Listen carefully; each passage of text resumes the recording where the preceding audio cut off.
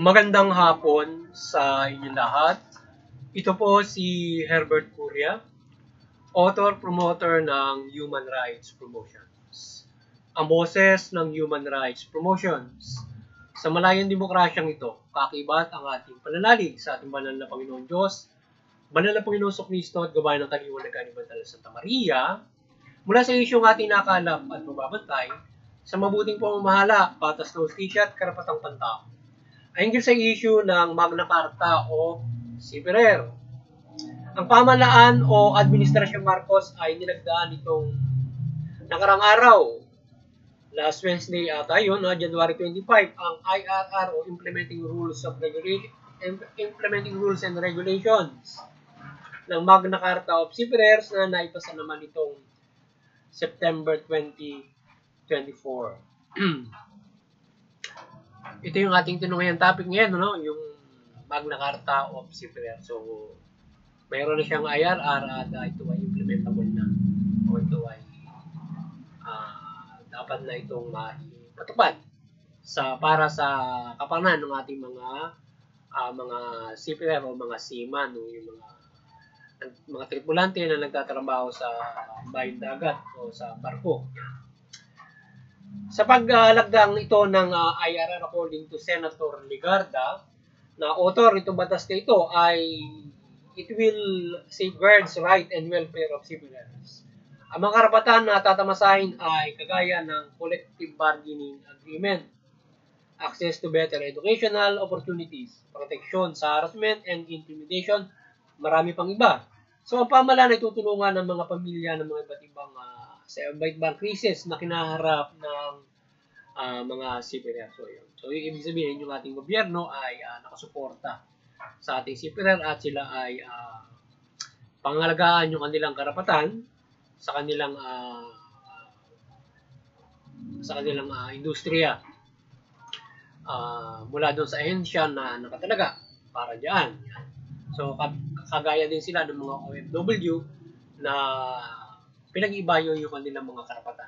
Yan, from the DMW yata, DMW, Department of Migrant Workers, POA, yan, mga ganyan, at nasa Foreign Affairs, mga ganun, iba't iba pong mga ngalaga sa karapatan ng ating mga manggagawa na OFW, particularly ang ating CPR na yan ay itong Magna Carta of CPR, particular ito sa kanilang karapatan. So ayon naman sa ating Pangulong Marcos ay ang mga initial action dito ay kanilang pag-ibayuhin ng kanilang pagsuporta sa mga CPRers. Ang ating Pangulo ay pinasasalamatan ng mga CPRers sa kanilang hard work and dedication sa trabaho. So ang direktiba ng ating Pangulo doon sa mga respective government agency and offices para dito sa mga pangangalaga ng CPR ay aksyonan at implement ng lubos itong IRR o itong Magna Carta o CPR. Gayon din ay pinasasalamatan niya yung mga CPR na sa kanilang iba yung dedikasyon at tatag sa trabaho. Ito ang ating Pangulo ay nagpapasalamat sa kanila. So yun, na-acknowledge niya yung kanilang industriya. So, ang Human Rights Promotions ay maring sumusuporta sa mabuting pamamahala, patas na hustisya at karapatang pantao. At sa isyong ito ng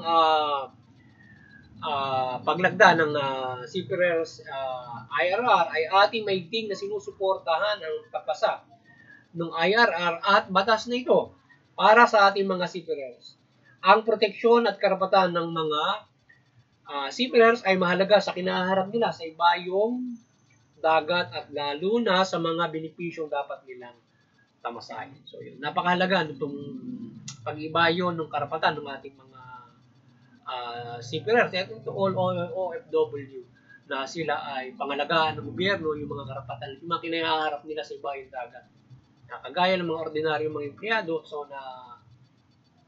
napapangalagaan ng ating pamahalaan yung kanilang mga karapatan na kinaharap sa kanilang pagtatrabaho sa barko. Yan. Sila ay yung iba't ibang mga nangyayari o iba't ibang mga dapat na tamasahin at ibigay sa kanila sa kanilang mga kakayahan, may working condition, dapat sila ay nakapagtatrabaho ng maayos sa barko, hindi sila nalagay sa mabigat na mga pagtatrabaho. Halimbawa, nalagay sila sa alanganin at iba't ibang mga karapatan pa hinggil sa kinaharap ng ating mga seafarers. Maraming mga challenges sila sa abroad. So, ang kanilang working conditions ay mahalagang maibigay ang karapatan nila, o lalo na ito ay mabigat na gawain. We hope ang ating DMW at ibang ahensya para dito ay patas na masikaso ang mga seafarers with other OFW to ensure na ang kanilang mga karapatan ay protektado at ang concern ng ating pamahalaan ay nasa likod nila. So,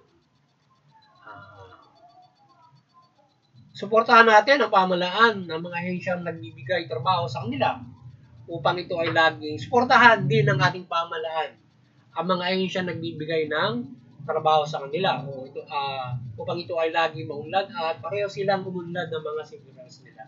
So, ang pamahalaan ay maging fair sa kanilang lahat at tulungan ng ating mga ahensya sa basa na lalo nang bigyan ng kontrata ng mga malaking kumpanya ng barko sa ibang bansa, maging ang local ship company. So yan ating boses doon sa ating pamahalaan.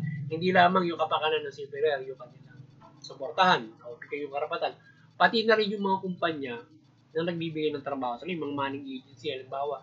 So, suportahan niya ng ating pamahalaan na maging matibay, malakas siya, makapagbigay ng maraming trabaho sa ating mga Pilipino at ilang mga kumpanya ng mga halimbawa barko rito, or para sila ay yung mga yan ay makapagbigay ng trabaho at umunlad sila yung industriya natin. Ayan, at yung mga naglalakihan mga iba't ibang mga barko sa ibang bansa ay magbigay sila ng trabaho dito sa ating mga manning agency sa iba't ibang mga larangan. Meron sa cargo, meron sa pangpasahero, etc. O iba't ibang mga ibinibigay na trabaho ng mga manning agency na yan. Kaya sana yan ay fair na suportahan at mahikayat ng ating Pangulo yung ibang mga bansa o ibang mga shipping company na dito magkakumuha ng mga seafarer sa ating bansa para makapagtrabaho. So sana gawin ng Pangulo na parehas na mabigyan niya ng mga mahikayat niya yung bansa 4 hour para mapaunlad yung ating mga seafarer dito, yung ating mga kumpanya at yung mga seafarer ay magkaroon sila syempre ng mga landing job, of course, para sila ay makapagtrabaho abroad. So, ang mga pagpapala ng Panginoon Diyos at Kristo Jesus ay at banal na Santa Maria ay gabayan at protektahan ng mga seafarers at ang mga kumpanya nila at ang mga kumpanya nila ng mga barko, yung kumpanya nila at kumpanya ng mga barko at maging maunlad ang industriya nila. Hindi lamang sila, kundi ang ekonomiya ng buong mundo ay umunlad upang lahat ay magkaroon ng kaunlaran ng bawat industriya at bawat tao, bawat pamilya. So, yan. So, sana ay gabayan ng ating banal na Panginoon Diyos yung kaunlaran ng protection, kaunlaran ng mga industriya ng seafarer. Mula doon sa mga manggagawang, o mga seaman, o mga seafarer, yung kanilang mga kumpanya, and then yung mga shipping company na nagbibigay ng kumukuha ng mga seaman dito sa ating bansa para magtrabaho sa kanila. So, ganun kasi yung proseso niyan. Yung iba, may talagang direkta, mga ganun yata na kumukuha ng mga seafarer nila, or dumadaan sila sa mga manning agency para magbigay ng para makumuha sila ng mga seafarer dito sa Pilipinas para magtrabaho doon sa kanilang mga shipping company. So sana umunlad silang pare-parehas para maging maunlad yung kanilang industriya. Not all them. Gabayan ng banal na Panginoon Diyos ang kaunlaran ng buong mundo, yung ekonomiya, at we all live fair and good. Yan. So, muli, maliwanagan ng banal na Santa Maria ang bansa mula pamahalaan at mamayang Pilipino. At yung pamahalaan, mamahala na mabuti. Matuwid, tuginin yung karapatang pantao at magpahiran ng patas ng hustisya. Iwasan yung pang-aabuso, korupsyon, katiwalian. Sa gayon ay makikinabang sa inyong pamamahala yung inyong lipunan Pilipino, yung inyong bansa at yung inyong mga nasasakupan.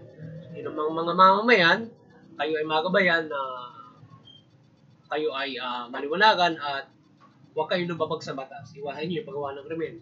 Iwasan nyo yung paglaban sa pamahalaan bago suportahan nyo yung pamahalaan. Suportahan nyo yung mabuting pamahala, patas ng hustisya, karapatan ng tao. Sa gayon, makapumumuhay tayo ng mapayapa, may patas ng hustisya, ayon sa karapatan ng tao.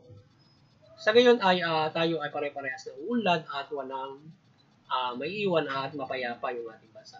At higit sa lahat ay tayo yung makapananampalataya sa ating banal na Panginoon Diyos ng lubos at ng magaan at hindi nagkakagulo ang bansang ito sa ating mga nagiging pananampalataya. At umiiting yung ating karapatan na tayo ay pananampalataya ng magaan. So yung magandang hapon sa inyo lahat. Sana nakapagsabuhan naman ang Human Rights Promotion sa linggong ito hinggil sa karapatan ng tao mula dito sa issue ito na ating itinunghayan mula sa karapatan ng mga seafarer o yung mga seaman niya. So, yun, magandang hapon at sana ay tayong lahat ay patuloy na pagpalain ng karapatan ng ating Panginoon Diyos at tayo mamuhay ayon dito at tayo ay walang maghirat ng mga tao. Yan. Magandang hapon sa inyo lahat at God bless you.